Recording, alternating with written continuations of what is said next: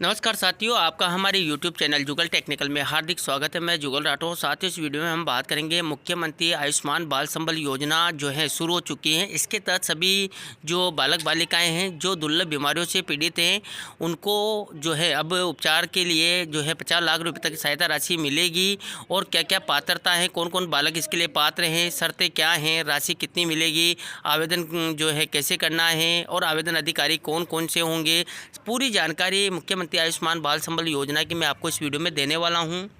तो कंप्लीट पूरा वीडियो देख के और आप हमारे चैनल पे नए और अभी तक आपने हमारे चैनल को सब्सक्राइब नहीं किया तो चैनल को सब्सक्राइब करें, बेल आइकन प्रेस करके ऑल पर जरूर क्लिक करें, क्योंकि ऐसी लेटेस्ट जानकारी मैं आपको लगातार देता रहता हूं। तो शुरू करते हैं। तो देखिए साथियों, राजस्थान सरकार सामाजिक न्याय एवं अधिकारिता विभाग के द्वारा मुख्यमंत्री आयुष्मान बाल संबल योजना 2024 यानी कि बाल संबल योजना 2024 के उसके दिशा निर्देश जारी कर दिए गए हैं। इसके तहत देखिए दुर्लभ बीमारियों से पीड़ित बालक बालिकाओं को राहत देने के लिए मुख्यमंत्री आयुष्मान बाल संबल योजना की घोषणा की गई है, जिसके क्रम में मुख्यमंत्री आयुष्मान बाल संबल योजना दिशा निर्देश 2024 निम्नानुसार जारी किए जाते हैं। इसके बाद देखिए योजना का नाम है तो मुख्यमंत्री आयुष्मान बाल संबल योजना होगा। योजना का विस्तार की बात करें तो ये योजना संपूर्ण राजस्थान राज्य में लागू होगी, यानी कि राजस्थान राज्य में ये योजना लागू रहेगी।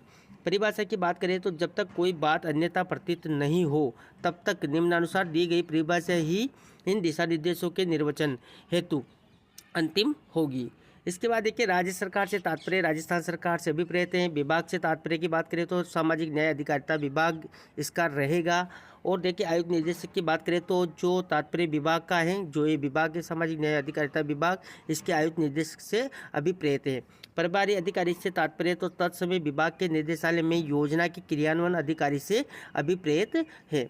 सक्षम चिकित्सा अधिकारी से तात्पर्य की बात करें तो केंद्र सरकार द्वारा घोषित अखिल भारतीय आयुर्विज्ञान संस्थान एम्स जोधपुर और राज्य सरकार द्वारा घोषित जेके लोन अस्पताल जयपुर में पदस्थापित अधिकृत सक्षम चिकित्सा अधिकारी प्राधिकारी से हैं, चाहे उसकी रैंक या वेतनमान कुछ भी हो, इससे अभिप्रेत रहेगा। यानी कि सक्षम चिकित्सा अधिकारी की यहाँ पर बात की गई है। इसके बाद जिलाधिकारी की बात करें तो जिलाधिकारी से तात्पर्य सामाजिक न्याय अधिकारिता विभाग के जिले में नियुक्त पदस्थापित किसी भी अधिकारी से हैं, चाहे उसका पद या वेतनमान कुछ भी हो, से अभिप्रेत हैं।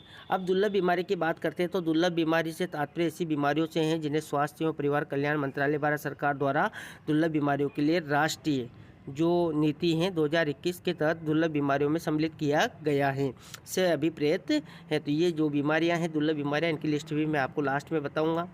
इसके बाद देखिए यहाँ पर में संशोधन नवीन बीमारी जोड़े जाने या सूची में किसी भी बीमारी को हटाए जाने किए जाने पर संशोधित सूची मान्य होगी। यानी कि मान लीजिए कोई बीच में दूसरी सूची आ जाती हैं तो जो भी संशोधित सूची होगी वो बाद में आती हैं वो मान्य रहेगी। इसके बाद देखिए दुर्लभ बीमारी से पीड़ित बालक बालिका से तात्पर्य ऐसे बालक बालिका से हैं जिनकी आयु 18 वर्ष से कम है, यानी कि 18 वर्ष से कम उम्र के बालक बालिकाएं इसके पात्र होंगे। स्वास्थ्य और परिवार कल्याण मंत्रालय भारत सरकार की दुर्लभ बीमारियों के लिए राष्ट्रीय नीति 2021 के तहत सूचीबद्ध बीमारी से पीड़ित हो, से अभिप्रेत है। पालनकर्ता से तात्पर्य ऐसे व्यक्ति से हैं जो योजना अंतर्गत परिभाषित दुर्लभ बीमारी से पीड़ित बालक बालिका के पालन पोषण, इलाज या अन्य आवश्यक सुविधाओं की पूर्ति के दायित्वों का निर्वहन कर रहा हो, से अभिप्रेत है। यानी कि ऐसा दुर्लभ जो भी बालक या बालिकाएं हैं उसका पालनकर्ता के लिए यहाँ पर बताया गया है। अब देखिए योजना के उद्देश्य की बात करते हैं तो राज्य के ऐसे बालक बालिका जो दुर्लभ बीमारी से पीड़ित हैं को समुचित इलाज, देखभाल या अन्य आवश्यक सुविधाओं की पूर्ति के लिए राज्य सरकार की ओर से आर्थिक सहायता प्रदान किए जाने के प्रावधान को सुनिश्चित करना है। और दुर्लभ बीमारी से पीड़ित ऐसे बालक बालिका और उनके परिवारों को समय पर पात्रता अनुसार निरंतर आर्थिक सहायता उपलब्ध कराकर उन्हें संबल प्रदान करना है। अब देखिए यहाँ पर अनुदान पात्रता और शर्तें क्या रहने वाली, तो काफ़ी इंपॉर्टेंट है। देखिए बालक बालिका की उम्र 18 वर्ष से कम होनी चाहिए, यानी कि ऐसे बालक बालिका जिनकी उम्र 18 वर्ष से कम है उनको इसमें पात्रता रहेगी। आवेदक राजस्थान राज्य का मूल निवासी हो अथवा 3 वर्ष से अधिक समय से राज्य में निवासरत हो का प्रमाण पत्र, यानी कि जनाधार से प्रमाणीकरण होने पर प्रत्यक्ष इन दस्तावेजों को अपलोड करने की आवश्यकता नहीं होगी। इसके बाद देखिए योजना अंतर्गत सक्षम चिकित्सा अधिकारी द्वारा दुर्लभ बीमारी से पीड़ित होने के प्रमाणन के आधार पर ऐसे बालक बालिका का आर्थिक सहायता के पात्र होंगे। यानी कि जो सक्षम चिकित्सा अधिकारी जो मैंने आपको ऊपर बताया है उसके तहत यहाँ पर ये पात्र होंगी। दुर्लभ बीमारी से पीड़ित बालक बालिका योजना अंतर्गत वर्णित अनुदान आर्थिक सहायता के लिए अतिरिक्त भारत सरकार या राज्य सरकार की अन्य योजनाओं के तहत लाभ के पात्र हो सकेंगे, यानी कि अन्य योजनाओं में भी वो लाभ ले सकते हैं। दुर्लभ बीमारी से पीड़ित बालक बालिकाओं को देय आर्थिक सहायता निम्नलिखित परिस्थितियों में निरस्त की जा सकती है, यानी कि ऐसी स्थिति आएगी तो यहाँ पर ये निरस्त भी की जा सकती है। देखिए, बालक बालिका का उक्त बीमारी से स्थायी रूप से ठीक हो जाने की स्थिति में, यानी कि बच्चा मान लीजिए सही हो चुका है तो ये जो लाभ मिल रहा है वो निरस्त हो जाएगा, और बालक बालिका की मृत्यु होने की स्थिति में भी ये लाभ निरस्त हो जाएगा।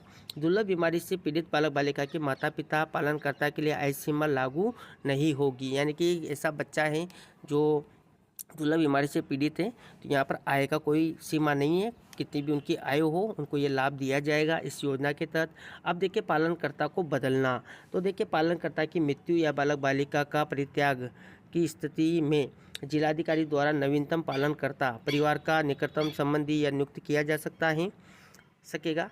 नवीन पालनकर्ता नियुक्त किए जाने हेतु जिलाधिकारी के स्तर पर ऑनलाइन पोर्टल के माध्यम से नवीन पालनकर्ता को नियुक्त किया जाएगा। इसके लिए बालक बालिका का नाम नवीन पालनकर्ता के जनाधार में जुड़वाना अनिवार्य होगा।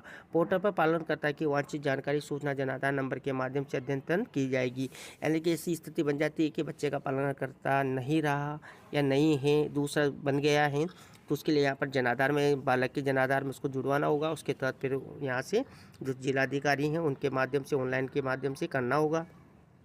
पालनकर्ता की मृत्यु या बालक बालिका का परित्याग किए जाने की स्थिति में नवीन पालनकर्ता को दुर्लभ बीमारी से पीड़ित बच्चों हेतु स्वीकृत या किसी कारण से अविरत राशि नवीन नियुक्त पालनकर्ता को दी जाएगी।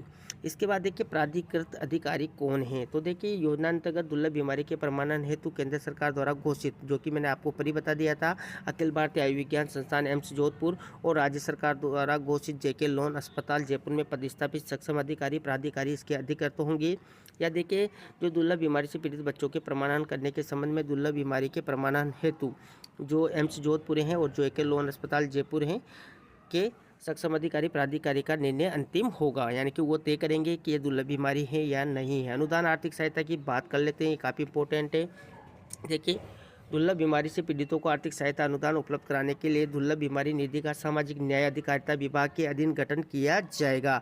इस निधि में राज्य सरकार से अनुदान, क्राउड फंडिंग या दानदाताओं से प्राप्त राशि या CSR से प्राप्त राशि को जमा किया जा सकेगा। इसके बाद देखिए, दुर्लभ बीमारी से पीड़ित बालक बालिकाओं को 50 लाख रुपये तक का उपचार निधि से निःशुल्क उपलब्ध कराया जाएगा, यानी कि 50 लाख तक का जो उपचार निधि से निःशुल्क उपचार करने के लिए मिलेंगे। इस वित्तीय सीमा को क्राउड फंडिंग से प्राप्त राशि की सीमा तक बढ़ाया जा सकता है, यानी कि कोई भी और भी मान लीजिए क्राउड फंडिंग से राशि मिली है दानदाताओं से तो इसको बढ़ाया जा सकता है।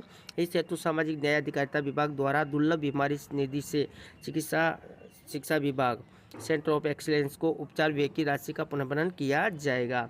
इसके बाद देखिए, दुर्लभ बीमारी से पीड़ित बालक बालिकाओं को 5,000 रुपये प्रति माह प्रति बालक बालिका दुर्लभ बीमारी निधि से देय होगा, यानी कि इसके अलग से 5,000 रुपये मिलेंगे। पालनकर्ता की मृत्यु या बालक बालिका का परित्याग किए जाने की स्थिति में संबंधित जिलाधिकारी द्वारा 3 माह के भीतर नवीन पालनकर्ता को नियुक्त करना होगा और नवीन पालनकर्ता को लंबित स्वीकृत राशि जारी की जाएगी, यानी कि मान लीजिए उनकी राशि बीच में अटक जाती है पालनकर्ता की स्थिति में, तो जो नवीन पालनकर्ता होगा उसको जो भी लंबित स्वीकृत राशि है वो बाद में मिल जाएगी। आर्थिक अनुदान सहायता राशि, यानी कि गोल GOR द्वारा घोषित सेंटर ऑफ एक्सीलेंस में ही उपचार प्राप्त करने अथवा प्रमाणित करने पर ही उपलब्ध कराई जाएगी। अब देखिए, आवेदन कैसे करना है, तो देखिए पालनकर्ता द्वारा बालक बालिका की दुर्लभ बीमारी में चिन्हित होने पर जो जनाधार नंबर से ई-मित्र अथवा स्वयं के SSO ID के से बायोमेट्रिक के द्वारा माध्यम से ऑनलाइन आवेदन किया जाएगा। आवेदनकर्ता एवं बालक बालिका की सामान्य पारिवारिक जानकारी आधार जनाधार पोर्टल से प्राप्त की जाएगी। जो वांछित सूचना दस्तावेज पोर्टल से प्रमाणित उपलब्ध नहीं होंगे को पोर्टल पर अपलोड करना होगा, यानी कि कुछ डॉक्यूमेंट्स वगैरह अगर प्रमाणित नहीं होते हैं तो उनको अपलोड कर देना है। अब देखिए, आवेदनकर्ता द्वारा आवेदन सबमिट करने पर जनाधार में उपलब्ध अंकित जिले के आधार पर स्वतः ही आवेदन संबंधित जिले के मुख्य चिकित्सा एवं स्वास्थ्य अधिकारी के ID पर अग्रेसित प्रदर्शित होगा। मुख्य चिकित्सा एवं स्वास्थ्य अधिकारी द्वारा आवेदन सही पाए जाने की स्थिति में आवेदक द्वारा किए गए चुनाव अनुसार प्राधिकृत चिकित्सा संस्थान जो एम्स जोधपुर और जेके लोन अस्पताल जयपुर को अग्रेसित किया जाएगा, यानी कि ये यहाँ पर प्रमाणित करेंगे कि ये गंभीर बीमारी से पीड़ित है, दुर्लभ बीमारी से।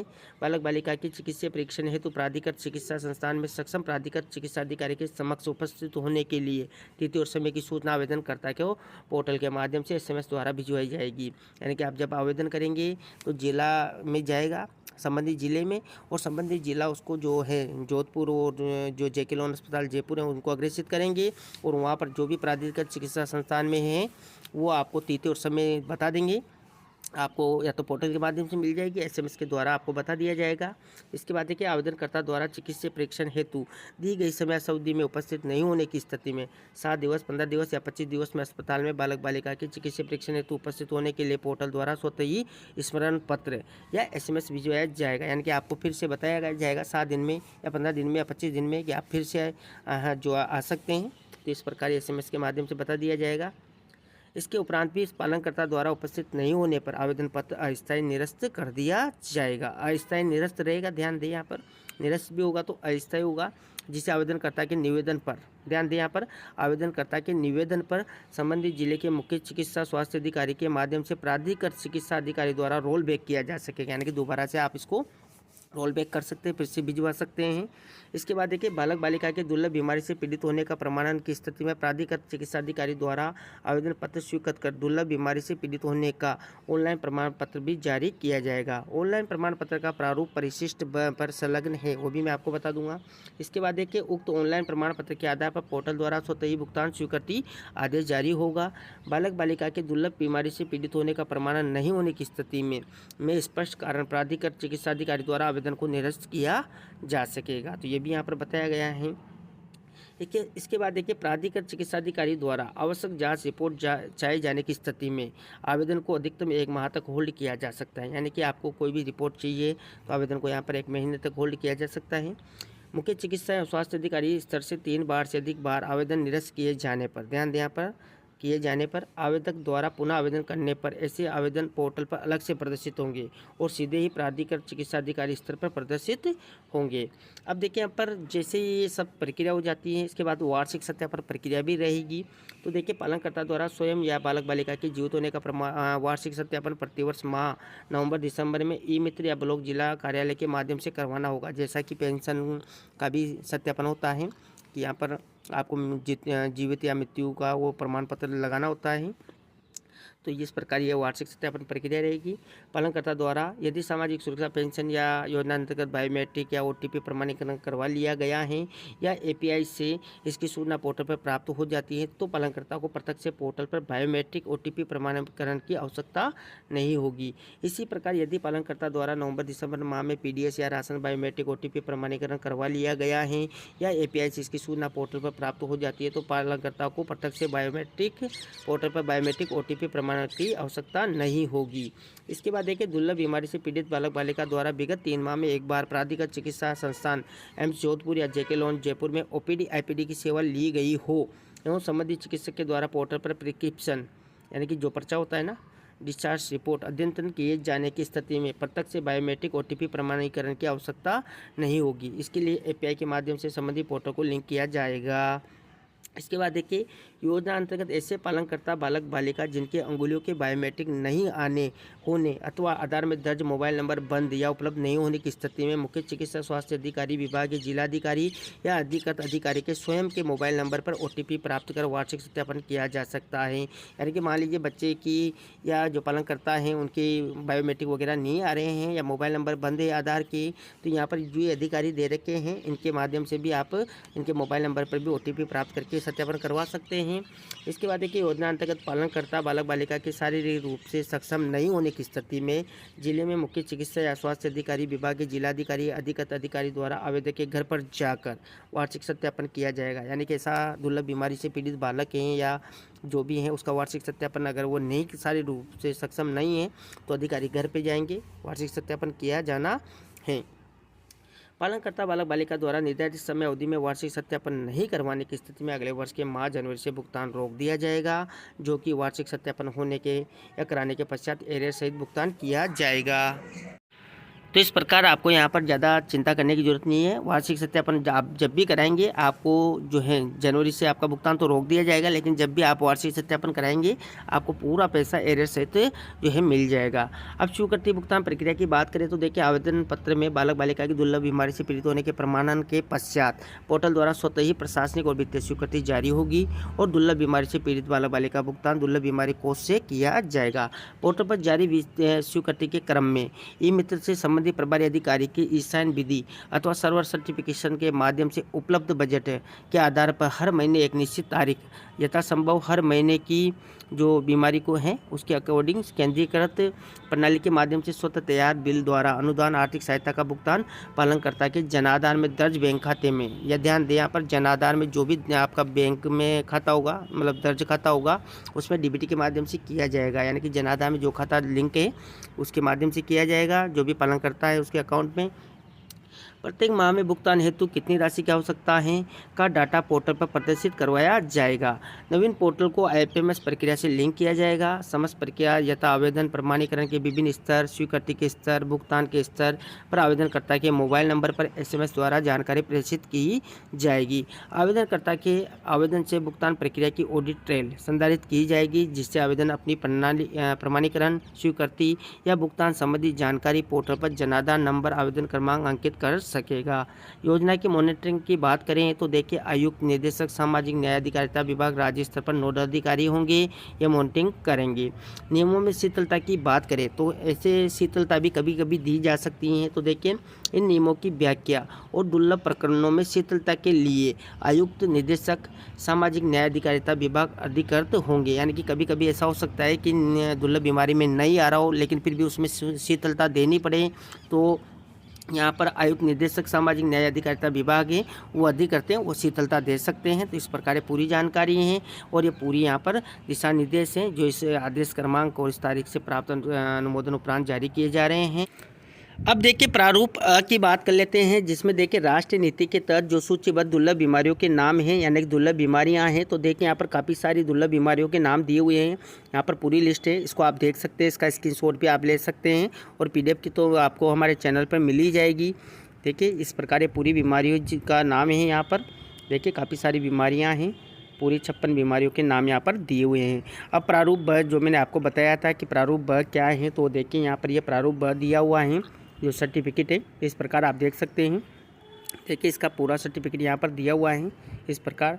तो ये पूरी जानकारी थी तो ये थी साथियों यहाँ पर पूरी जानकारी जो मुख्यमंत्री आयुष्मान देखिए बाल योजना है, देखिए बाल संबल योजना, मुख्यमंत्री आयुष्मान बाल संबल योजना 2024, इसको लेकर पूरे दिशा निर्देश क्या है, पूरी जानकारी क्या है, मैंने आपको इस वीडियो में देने का प्रयास किया। और साथियों इस जो PDF है इसका लिंक मैं आपको वीडियो के डिस्क्रिप्शन में दे दूंगा, आप हमारे टेलीग्राम पर चैनल पर जाकर जो इसको डाउनलोड कर सकते हैं। तो आपको हमारी जानकारी कैसी लगी, जानकारी अच्छी लगी तो लाइक शेयर करें, और अभी तक आपने हमारे चैनल को सब्सक्राइब नहीं किया तो चैनल को सब्सक्राइब करें, बेल आइकन प्रेस करके ऑल पर जरूर क्लिक करें, क्योंकि ऐसी लेटेस्ट जानकारी मैं आपको लगातार देता रहता हूँ। धन्यवाद साथियों, फिर मिलते हैं नए वीडियो में नई जानकारी के साथ, तब तक के लिए जय हिंद।